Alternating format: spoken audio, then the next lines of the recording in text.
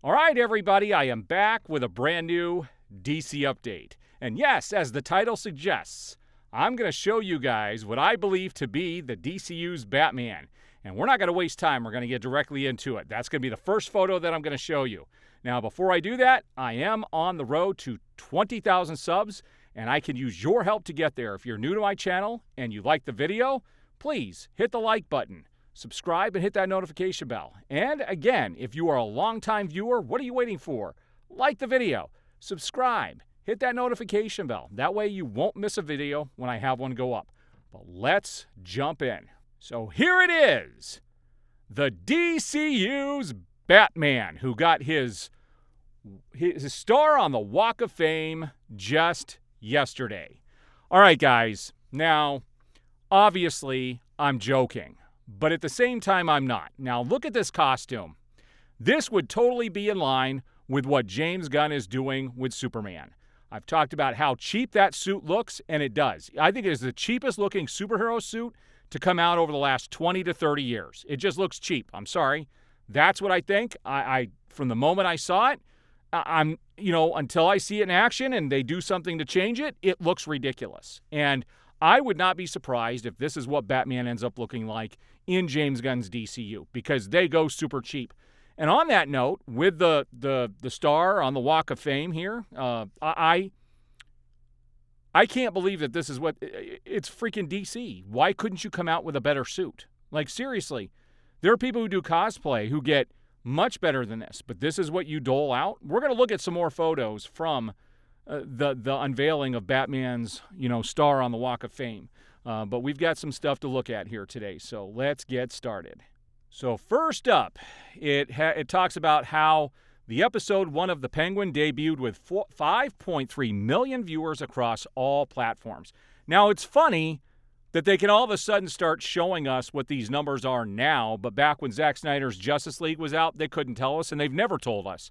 And that's because it was a massive hit, and they don't want to reveal it. Because it just goes to show you how stupid the studio is for not continuing with it. And they're never going to show us how successful it was. So someone said, how come we never got told how views Zack Snyder's Justice League got across all platforms? Yeah, from what I just said. They don't want us to know. But we do know that someone at Warner Brothers let it slip in a video saying it was a global phenomenon, and we know that. Now, kudos to the Penguin. Like I said, it's better than anything Matt Reeves did in the Batman film. I'm looking forward to episode 2, and I will have my review up as soon as I'm able to watch the second episode.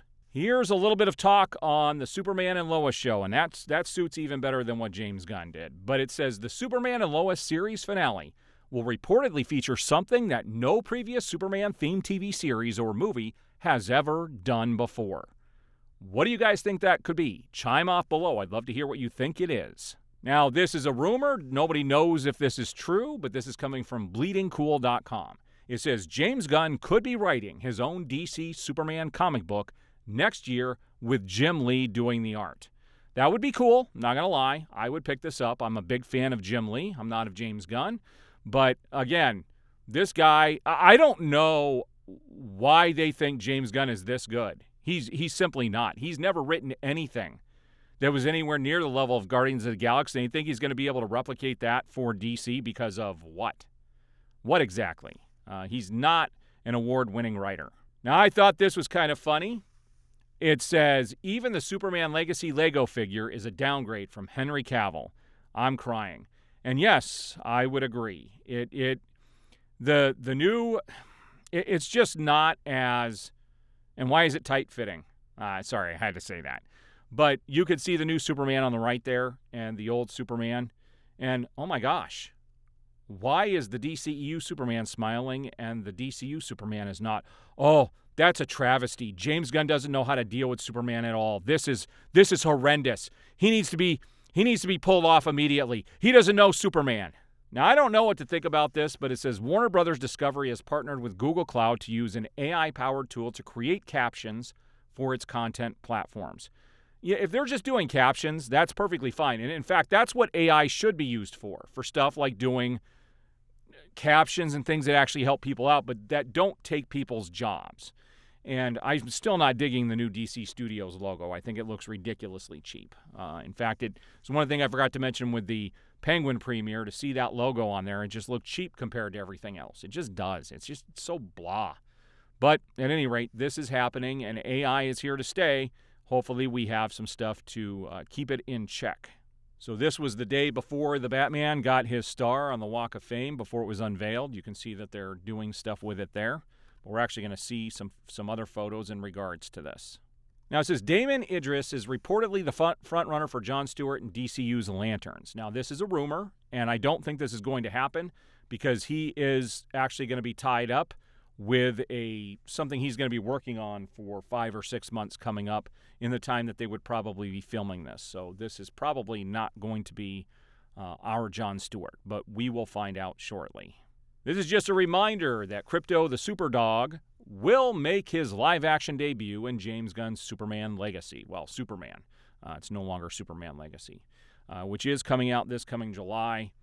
I have a lot of fears, guys. I've voiced those on my channel. I hope this is true, but it says a Mr. Freeze series and/or movie is in development at DC Studios, according to Production Weekly. Now, if you guys know what Production Weekly is, I'm not familiar with it. I didn't actually do any research on this. This is why I'm saying it's a rumor. But I would like someone to take Mr. Freeze seriously, and if this ends up falling under the Batman, maybe that extra show that they're developing, I wouldn't think that's a bad thing. I would definitely watch it. He is by far my favorite Batman villain, by far. Now, I do not agree with this. This is ridiculous. It says DC Studios tried to convince at least 5 movie stars to play Hal Jordan in Lanterns. All 5 rejected because they thought there was too much baggage around Green Lantern, including the failed movie starring Ryan Reynolds. How would they even know that? How would they even know that all 5 rejected it because of the Ryan Reynolds movie? Because everyone that I know that has seen this movie, I personally don't know a single person who hated this movie. In fact, most of the people that saw this thought that Ryan Reynolds did a great job in the character and that the problem had to do with the writing. That the writing was the issue. It wasn't the other stuff. And most people would have liked to have seen him back in the role. He could still play it today. So I highly doubt it has to do with that it was the baggage around Ryan Reynolds. My guess is that it's the baggage around DC in general because DC has fractured the fan base like I've never seen a company do before. The only other fan base that I could think that anywhere is near as fractured is the Star Wars fan base. But there are a lot of people who care about these characters and want them to be taken seriously. And we're going to see something, I'm going to talk about something that James Gunn has been doing with people who mention the age of Hal Jordan coming up here at the end of the photos that I'm showing today. So here's a photo from the Batman unveiling. You've got, and I'm going to have another photo here in a few minutes of some people who have voiced Batman in various cartoons and stuff like that, and games as well. But this was the actual unveiling yesterday. Jim Lee was there. Jim Lee is amazing. And I want to talk about Jim Lee and the Penguin here in a few minutes as well. Now, Alan Tudyk has been cast in Superman for a secret role. Now, that secret role is rumored to be Brainiac, which I think he would absolutely be phenomenal with.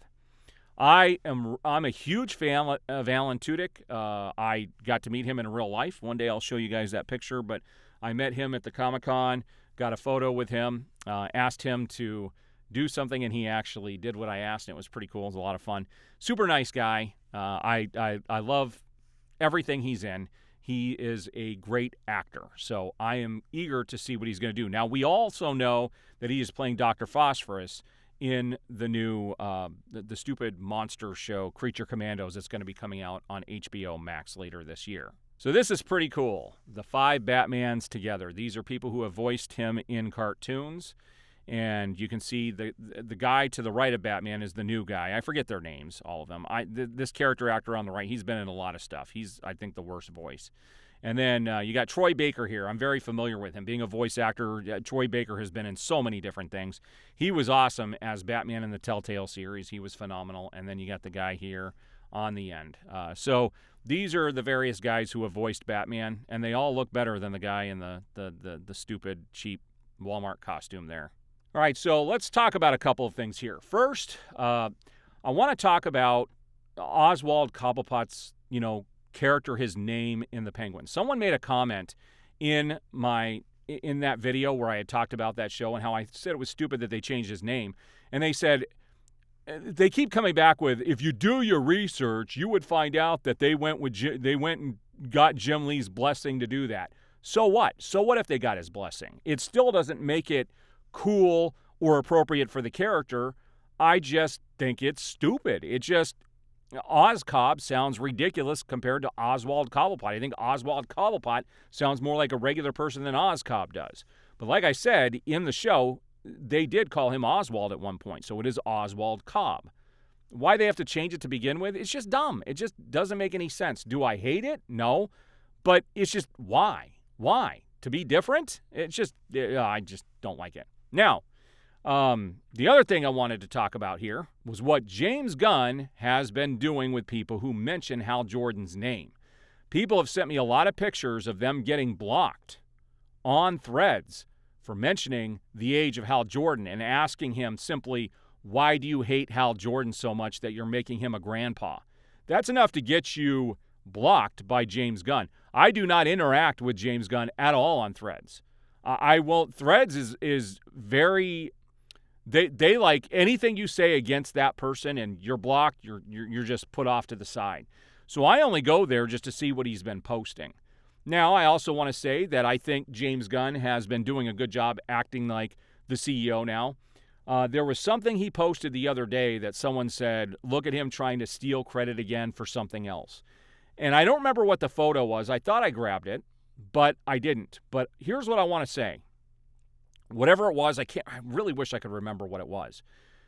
He should be acting like the CEO and acting like he is promoting these different properties and things that are going on. It's his job. It's who he's supposed to be. You know, when they told me he was the CEO at the very beginning, and you guys can go back and watch all of those videos, I was taking a wait-and-see attitude because I was like, oh, he's not going to be writing and directing everything. So, if he's just going to be a CEO, that might be okay. But then it came out and it was announced he was writing and directing Creature Commandos. He was writing and directing Superman. He was going to be writing and directing Peacemaker Season 2. And keep in mind, guys, that these are the only 3 projects that are currently in production for DC Studios that have to do with the DCU. Right now it is all James Gunn. And he even cast Supergirl. So is he going to be directing Supergirl?